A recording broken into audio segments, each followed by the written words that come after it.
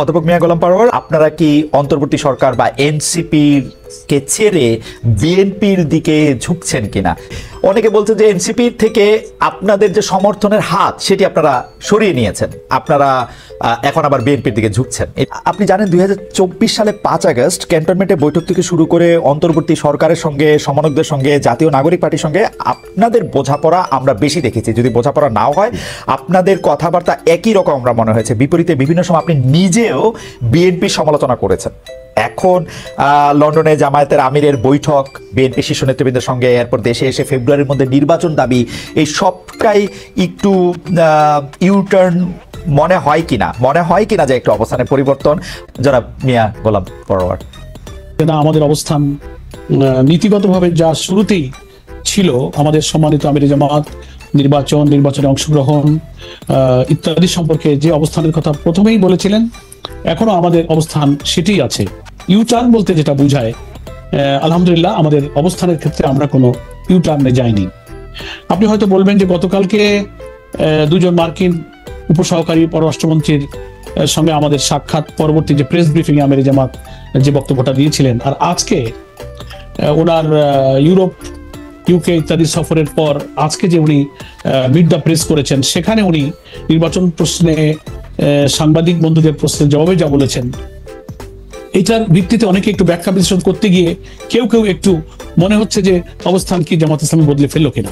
আমি এখানে পরিষ্কার করতে চাই যে আপনার হয়তো খেয়াল আছে, উনি গতকালকে সাক্ষাৎকারের সময় পরিষ্কার করে বলেছেন, প্রথম সেন্টেন্স সেটা হচ্ছে কেয়ারটেকার সরকারের যিনি প্রধান, অর্থাৎ অন্তর্বর্তীকালীন সরকারের chief adviser doctor professor Yunus, ইলেকশনের যে আউটলাইনটা তিনি দিয়েছেন, তার টেন্টেটিভ ডেট যেটা বলেছেন যে ডিসেম্বর 25 অথবা 26 জুন।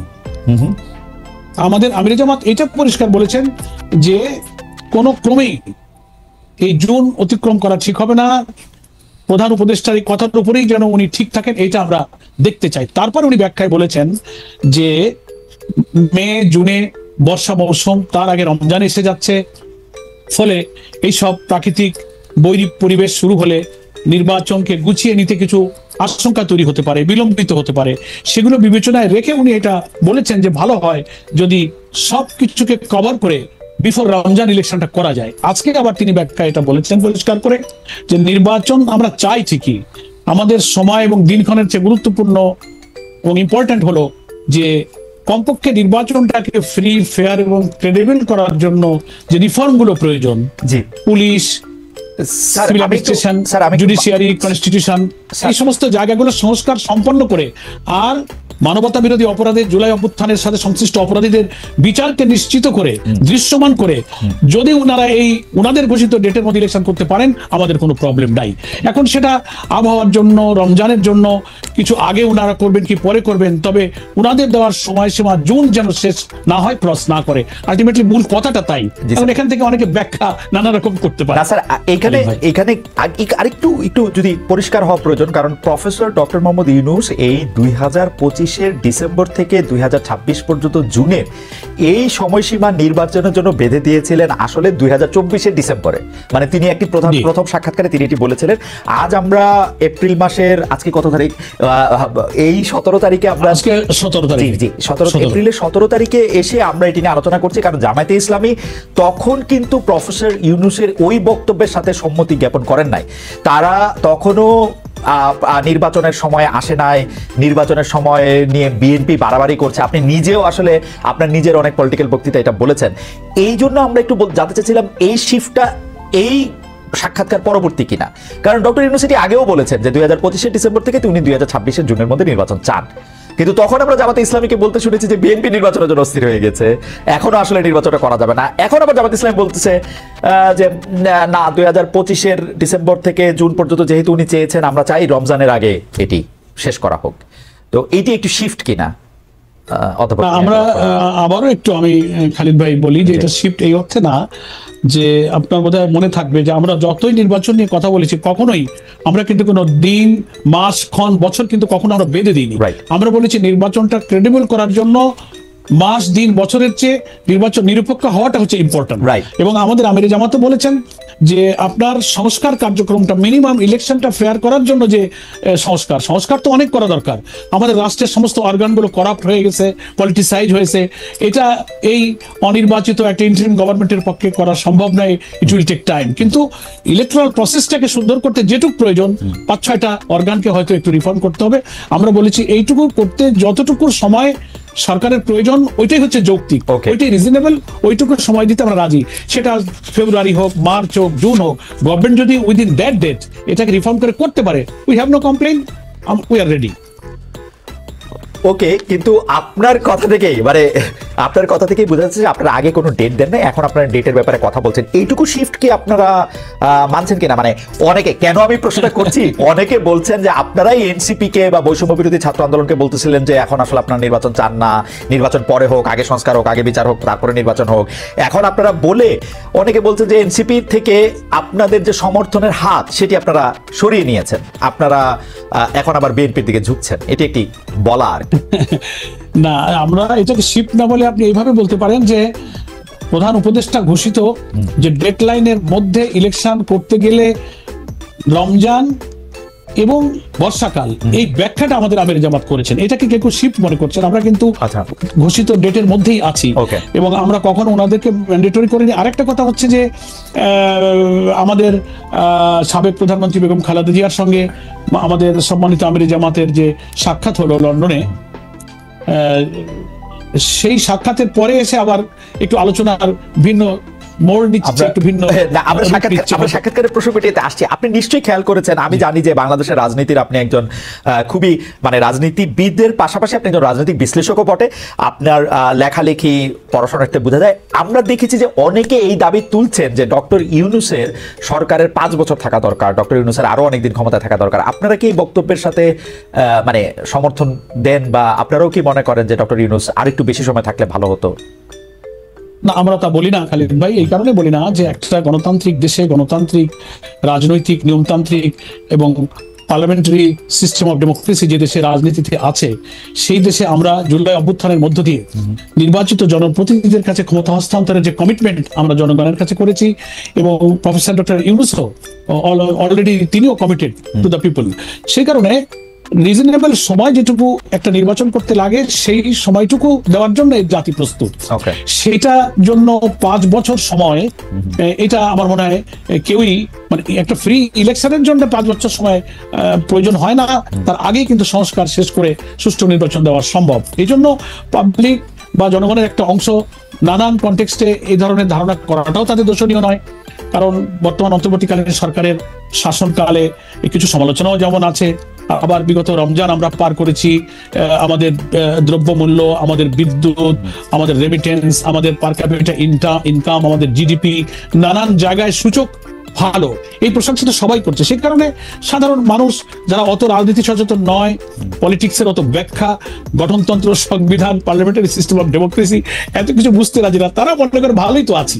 সেই কনসেপশনে একটা পাবলিক পারসেপশন হতেই পারে, আমরা এটাকে কখনো দোষণীয় বলে করি না। কিন্তু বিং এ পলিটিক্যাল পার্টি, আমাদের সংবিধান, আমাদের গঠনতন্ত্র, এগুলোর দিকে নজর রাখলে আমাদের কথা তো নিয়মতান্ত্রিক, আমাদের সংবিধান, আমাদের সাংবিধানিক এবং পার্লামেন্টারি সিস্টেমের দিকে তাকিয়ে একটা অন্তর্বর্তীকালীন সরকার আসলে তার কি দায়িত্ব, তিনি কি কমিটমেন্ট জাতির কাছে দিয়েছেন, সেগুলো সামনে রেখে আমাদের কথা বলতে হয়। সেজন্য আমরা আমাদের কথা বলছি যে আমরা নির্বাচনমুখী দল, আমরা একটা নির্বাচন সুষ্ঠুভাবে করতে যতটুকু গ্রহণযোগ্য সময় আমরা সরকারকে তা দিতে রাজি। অলরেডি গভর্নমেন্ট ইতিমধ্যে একটা টেন্টেটিভ আইডিয়া দিয়ে দিয়েছেন, আমরা তার উপরেই যেন সরকার ঠিক থাকে, এই জন্য আমরা এটাই বলেছি। এটি আমাদের ভাই স্যার, জিনিসটা যেটা হইলো, আমরা এতদিন পর্যন্ত আমার আন্ডারস্ট্যান্ডিং ছিল যে জামায়াতে ইসলামীর একটা আন্ডারস্ট্যান্ডিং হইলো যে যদি এখন ভোট হয় তাহলে জামায়াতে ইসলামী হয়তো পাওয়ারে আসবে না, পাওয়ারে আসবে হচ্ছে বিএনপি। বরং এই সরকার ক্ষমতায় থাকলে জামায়াতে ইসলামী যেগুলি করতে চায়, বিভিন্ন বিশ্ববিদ্যালয়ে ভিসি দেওয়া, বিভিন্ন জায়গায় তাদের জামায়াতে ইসলামীর মাইন্ডেড লোককে বসানো, যেটি সম্ভব হচ্ছে বা হয়েছে, সেটি এই সরকার থাকলে যতটা সম্ভব, বিএনপি সরকার আসলে এটি একটু কম সম্ভব বা কম। এই জায়গা থেকে কি এই সরকারের প্রতি এক ধরনের সহানুভূতি, এক ধরনের সমর্থন ছিল, এরকম অনেকে মনে করতেছেন? এটা আমার মত না, আমি সবগুলি মতকে একসাথে এটা বললাম যে জামায়াতে ইসলামী তো এখনই যতটা পাওয়ারে আসে, অন্য একটা দল যদি পাওয়ারে আসে তাহলে তো জামায়াতে ইসলামী এতটা পাওয়ারফুল থাকবে না। আপনি জামাত ইসলামীকে কোথায় পাওয়ারে দেখলেন? আমি তো এত দেখি না।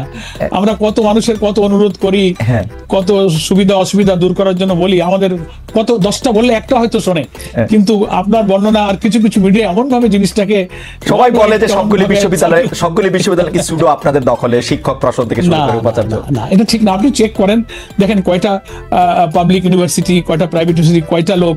আমি তো দেখি না যে আমার দলীয় কোনো একটা লোক কোনো বিসি হয়ে আছে। মানে একটা লোক একটু ভালো হলে, সৎ হলে, একটু দাড়ি হলে, একটু নামাজি হলে বলে আরে এই লোকটা জামাতের লোক। এটা একটা আলোচনা। আমি আপনাকে খালি একটা উদাহরণ দিই। আমার ডিসি একবার, আমি তখন মোস্ট প্রবাবলি এমপি ছিলাম, তো কিছু ঠিকাদার কন্ট্রাক্টররা নানান ভাবে, ওরা তো আনডিউ প্রিভিলেজ চায়, তার কাছে গিয়ে কিছু তাদের বিল টিল আনার জন্য গিয়েছে। তো গিয়ে বলছে যে ডিসি সাহেবকে যে স্যার আমাদের এই কাজগুলো একটু করে দেন, আমরা আপনাকে ওরা আনডিউ কিছু প্রিভিলেজ দেওয়ার জন্য কিছু অফার টফার দিয়েছে আর কি। কিন্তু ডিসি সাহেব সৎলোক ছিলেন, উনি একেবারেই রিফিউজ করেছেন এবং খুব অসন্তুষ্ট হয়েছেন। ওই লোকগুলো ফেরত এসে আমাকে বলছে, পরোয়ার ভাই, খুলনার যে ডিসি বেটা জামাত করে। আমরা একটু কিছু টাকা দিতে চাইলাম, টাকা নিতে চাইলো না, অথচ ডিসি সাহেবকে আমি চিনতাম। কখনোই সে কোনো দলীয় কোনো কিছু লোক না, আমাদের কোনো দলীয় লোক না, একটা ভদ্রলোক, একটা অনেস্ট পার্সন। এই জন্য খালিদ ভাই এটা একটা পারসেপশন হয়েছে যে লোকটা একটু নামাজি হলে, সৎ হলে, মিথ্যা না বললে, চলাফেরা যদি একটু পরিচ্ছন্ন পরিশুদ্ধ মনে হয়, বলে ও জামাত হয়ে গেছে। এটা থেকে কিছু তো লোক থাকে কথা একটু পাইলে বলে এমনি তো নাচুনে বুড়ি, তারপরে আবার ঢোলের বাড়ি, ঢোলের বাড়ি দিলে বুড়ি আবার নাচে। ব্যক্তিগত অনেস্টি থেকে party as a Jamaat Islami, as a political party, আমরা জামাতকে কিন্তু অনেক রাগ ঢাকের মধ্যে দিয়ে যাইতে দেখি। উদাহরণ দেই পারোয়ার ভাই, সেটা হচ্ছে যে লন্ডনে খালেদা জিয়া এবং তারেক রহমানের সঙ্গে জামায়াতের আমিরের সাক্ষাৎ হয়েছে গত রোববার, কিন্তু মিডিয়াতে এটা আসছে হচ্ছে মঙ্গলবার। না জামায়াতে ইসলামী না বিএনপি কোনো পক্ষ থেকেই কিন্তু আনুষ্ঠানিকভাবে এটা কিছু বলা হয় না।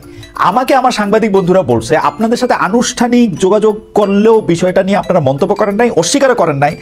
সংবাদ সম্মেলনে প্রথম আমরা দেখলাম জামায়াতের আমির আনুষ্ঠানিকভাবে বিষয়টা বলতেছেন।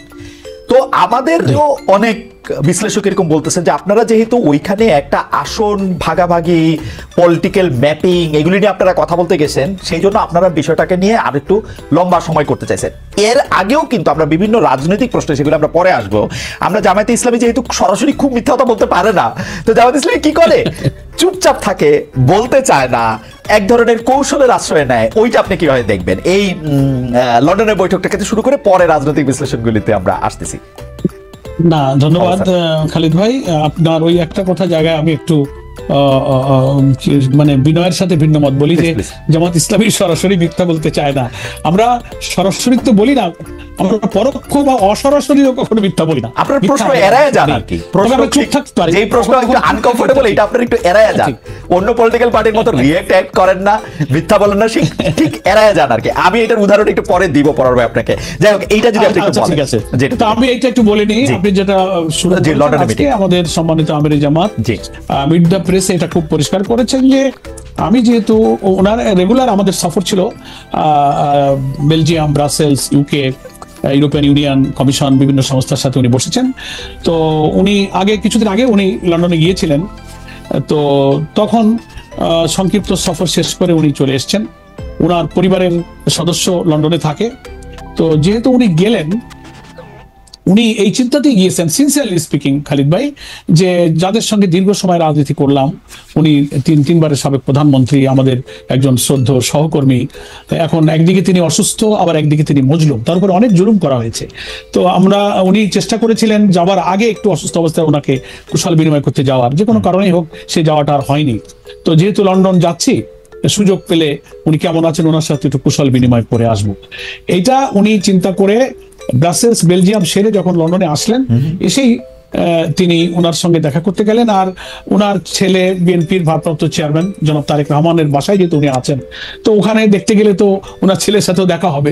সেইভাবেই উনি এবং আমাদের নায়েবে আমির ডক্টর আব্দুল্লাহ মোহাম্মদ তাহের একসঙ্গে গিয়েছিলেন এবং ওনারাও খুব কর্ডিয়ালি ওনাকে রিসিভ করেছেন এবং কিছু সময় ওনারা অতিবাহিত করেছেন, পারস্পরিক কুশল বিনিময় করেছেন। কিন্তু আসন বন্টন বা রাজনীতির কোনো ডিসিসিভ কোনো আলোচনা হয়নি। তবে এটা তো ঠিক, যেটা আজকে আমির জামাত মিট দ্য প্রেসে বলেছেন যে আমি যদি এক জায়গায় বসে চা খাই আধা ঘন্টা 1 ঘন্টা, তো শুধু তো চা চুপ থাকা হয় না, কিছু গল্প তো হয়, সেখানে রাজনীতি, সমাজ, দেশ, নির্বাচন, অনেক প্রসঙ্গ আসছে, কিন্তু সেই আলোচনাগুলো ডিসিসিভ বা নীতি নির্ধারণী, সিদ্ধান্তকারী কোনো আলোচনা নয়। জাস্ট কথা বলতে হয়, গল্পে গল্পে কুশল বিনিময় করতে যেটুকু সেটুকুই হয়েছে। এখন মুশকিল হয়েছে যে দীর্ঘদিন পর দুই শীর্ষ নেতা বা নেত্রীদের এই আলোচনাটা মানুষ তো আর সহজে নিতে চায় না, এর থেকে অনেক কিছু আবিষ্কার করছেন।